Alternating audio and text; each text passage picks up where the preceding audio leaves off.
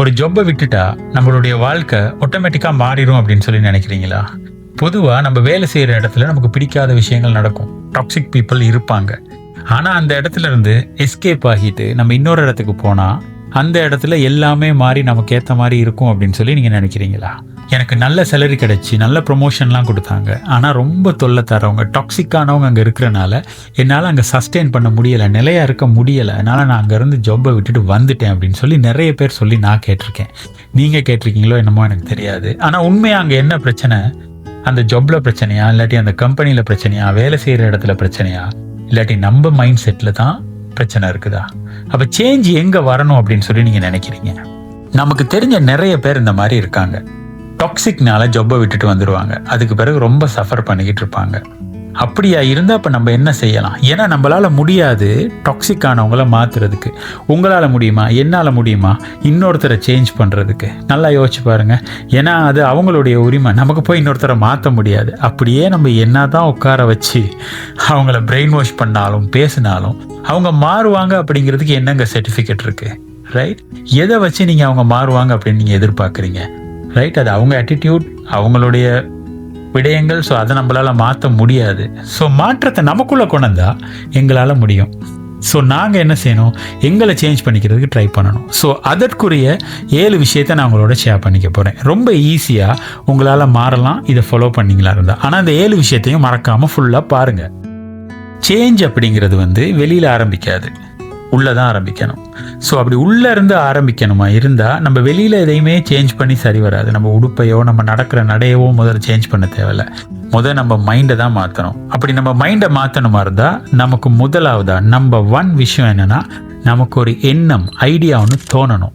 நம்ம நினைவில் நம்ம சேஞ்ச் ஆகணும் அப்படிங்கிற ஒரு ஐடியாவை எடுக்கணும். இப்போ ஐடியா அப்படிங்கிற நேரம், இப்போ யாராவது ஒரு கேர்ளையோ இல்லாட்டி பாயோவோ பார்த்து உங்கள் மேலே எனக்கு ஒரு ஐடியா இருக்குது அப்படின்னு சொல்லுவோம்ல, அந்த ஐடியாவை சொல்கிறேன். அப்போ நான் சேஞ்ச் ஆகணும் அப்படிங்கிறது எனக்கு ஒரு ஐடியா. அப்போ நான் சேஞ்ச் ஆகணும், நான் இதை சேஞ்ச் பண்ணி ஆகணும் அப்படின்னு எனக்குள்ள முதலாவதா ஐடியா ஒன்று தோணணும். இந்த ஐடியா வராமல் உங்களால் அடுத்த ஸ்டெப் போக முடியாது. அடுத்தது தான் தாட்ஸ், எங்களுடைய எண்ணங்கள். எங்களுடைய எண்ணங்களை நாங்கள் கட்டாயமாக மாற்றிக்கணும். மாற முடியாது அப்படிங்கிற எண்ணத்தோடு இருக்க முடியாது. பாசிட்டிவாக இருக்கணும். நான் சேஞ்ச் ஆகணும் அப்படின்னு சொல்லி எந்த நேரமும் யோசிக்கணும், சிந்திக்கணும். அதற்கான வழிகளை நம்ம எண்ணணும். அப்போ தான் நம்மளால் மாறலாம். அதுக்கு பிறகு நான் சேஞ்ச் ஆகிட்டேன், சேஞ்ச் ஆக போகிறேன், நான் சேஞ்ச் ஆகினா எப்படி இருப்பேன் அப்படிங்கிற ஃபீலிங்கை எனக்குள்ளே உருவாக்கிக்கணும். இப்படியே நினச்சிக்கிட்டு இருந்தால் மாறிடலுமாங்க? அப்போ திட்டம் தீட்டணும், அதாவது பிளான் பண்ணணும். என்னென்னத்தை மாற்றணும் என்கிட்ட இருந்து, இதை மாற்றுறதா இருந்தால் நான் என்னென்ன பண்ணணும், எப்போ இந்த மாற்றங்களை கொண்டு வரணும், என்னுடைய பழக்க வழக்கங்களை மாற்றணும், என்னுடைய பேசுகிற நடையை மாற்றணும். ரைட்? நான் இந்த விஷயமெல்லாம் என்கிட்ட இருந்து மாற்றணும், நான் கோவப்படுறதை மாற்றணும். இந்த மாதிரி பல விஷயங்களை நம்ம மாற்றலாம். சேஞ்சஸ் நிறைய கொண்டு வரலாம் எங்களுக்குள்ள. ஆனால் ஒவ்வொரு பிஹேவியர்ஸையும் ரைட் நம்ம எழுதி இத்தனாம் தேதிக்குள்ளே மாற்றணுமா இருந்தால் நான் என்ன செய்யணும்? எவ்வளவோ டியூட்டோரியல் இருக்குது, எவ்வளவோ புக்ஸ் இருக்குது. இதெல்லாம் பார்த்து நம்ம நிறைய விஷயங்களை கற்றுக்கலாம். ரைட்? நல்லா ஃப்ளூவெண்ட்டாக இங்கிலீஷ் பேசணும் அப்படியா இருந்தால் நான் எப்படி என்னையை மாற்றணும், அதுக்கு நான் என்ன செய்யணும்? அப்போ பிளான் பண்ணணும். எவ்வளோக்குள்ளே மாற்றணும், எத்தனை நாளைக்குள்ளே இந்த மாற்றத்தை கொண்டு வரணும், இதுக்கு நான் என்னென்ன செய்யணும் அப்படின்னு சொல்லிட்டு. இப்போ சரிங்க, எண்ணம் எண்ணியாச்சு, அதை பாசிட்டிவ் ஆக்கியாச்சு, பிளானும் பண்ணியாச்சு. அப்படியே மடித்து வச்சுட்டு தூங்கிட்டா சரி, ஒரு நாளும் சரி வராதுங்க. This is the future. அடுத்த விஷயம் என்னன்னா, பழக்க வழக்கங்களை கட்டி எழுப்பணும். அதாவது நம்ம இப்போ என்ன செய்யணும்னா, நம்மளுடைய ஹேபிட்ஸை டெய்லி பில்ட் பண்ணணும். கொஞ்சம் கொஞ்சமாக நாங்கள் இப்போ பிளான் பண்ண விஷயங்களுக்கு ஏற்ற மாதிரி எங்களுடைய பழக்க வழக்கங்களை மாற்றிக்கிட்டு வரணும். ஸோ நம்ம சேஞ்ச் ஆகிறதுக்குரிய பழக்க வழக்கங்களை கொஞ்சம் கொஞ்சமாக மாற்றிக்கிட்டு நம்ம அப்படியே செயல்படுத்திக்கிட்டு வர நேரங்களில் அடுத்த ஸ்டெப்பாக நம்ம என்ன செய்யணும்னா, சில பழக்க வழக்கங்களை விட்டு கொடுக்கணும். விட்டு கொடுக்கறது மட்டும் இல்லை, நம்ம கமிட்மெண்ட்டை கூட்டணும்.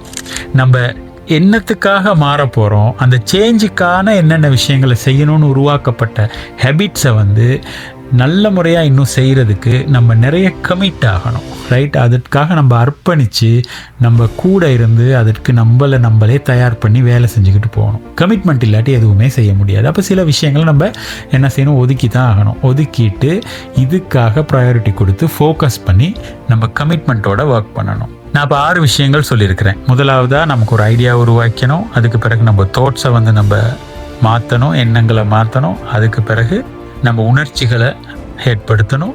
அதுக்கு பிறகு ஒரு பிளான் ஒன்று வச்சுக்கணும். ரைட். அப்புறம் நம்மளுடைய ஹேபிட்ஸ், பழக்க வழக்கங்களை உருவாக்கணும், பில்ட் பண்ணிக்கிட்டு போகணும். 6வதா என்ன செய்யணும்?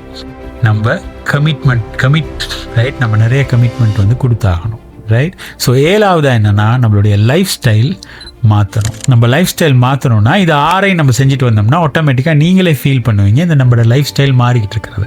ஸோ அதை அப்படியே நிலையாக செஞ்சுக்கிட்டு போகணும், சஸ்டெயின் பண்ணிக்கிட்டு போகணும், நிரந்தரமாக்கணும். இப்படி செஞ்சுட்டு போனீங்கன்னா நிச்சயமாக நீங்கள் எதிர்பார்க்குற அந்த மாற்றம் உங்களுக்குள்ளே வரும். ஸ்டீவ் ஜாப் நம்ம எல்லாருக்குமே தெரிஞ்ச ஒரு ஃபேமஸான கரெக்டர் ஒருத்தர், ரைட். அவர் தான் வேலை செய்கிற இடத்துலேருந்து வெளியே போடப்பட்டார். ஆனால் கம்பேக் கொடுத்தாரு, இந்த உலகத்தையே மாற்றினார். எலான் மஸ்க் நமக்கு நல்லா தெரிஞ்ச இன்னொரு ஃபிகர், ரைட். இன்னைக்கு உலகத்தில் முன்னணி பணக்காரர். ஸோ அப்படிப்பட்ட ஒரு நபர் எத்தனை ஃபெயிலை சந்திச்சிருக்கிறார், நிறைய ஃபெயிலியர்ஸை அவர் ஃபேஸ் பண்ணியிருக்கிறாரு. ஆனால் விட்டு கொடுக்கல, திரும்ப முயற்சி பண்ணி கமிட்மெண்ட்டோட ஒர்க் பண்ணி சக்ஸஸாக அடைஞ்சிருக்காரு. இந்த உலகத்தில் எவ்வளவு பெரிய பணக்காரராக இருந்தாலும் அவர்கிட்ட கேட்டாலும் அவங்க கட்டாயமாக சொல்லுவாங்க, எனக்கும் நிப்பாட்டணும்னு தோணுச்சு, நானும் ஃபெயில் ஆகியிருக்கிறேன், நிறைய ரிஜெக்ஷனை நான் சந்திச்சிருக்கிறேன், ஆனால் நான் விழுந்த இடத்துலேருந்து பில்ட் பண்ண ஆரம்பித்தேன், கட்டி எழுப்ப ஆரம்பித்தேன், அதனால இன்றைக்கி நான் வெற்றி அடைஞ்சேன் அப்படின்னு சொல்லிட்டு. இதுதாங்க சீக்ரெட். ஸோ ரொம்ப சிம்பிளாக நீங்கள் உங்களை பில்ட் பண்ணுறதுக்கு நீங்கள் முயற்சி பண்ணுங்கள். ஓடாதீங்க, தப்பி ஓட ட்ரை பண்ணாதீங்க, எஸ்கேப் ஆகாதீங்க, கட்டி எழுப்ப ட்ரை பண்ணுங்கள். அடுத்த ஜப்புக்கு போகும் போத இல்லாட்டி அடுத்த முயற்சியை நீங்கள் கை வைக்கும் போத நான் சொன்ன விஷயத்தெல்லாம் ஃபாலோ பண்ணி உங்களை சேஞ்ச் பண்ணிக்கிட்டு தொடங்குங்க. உண்மையான சக்ஸஸ் என்ன அப்படின்னு சொல்லி உங்களுக்கு தெரியும், தோணும்.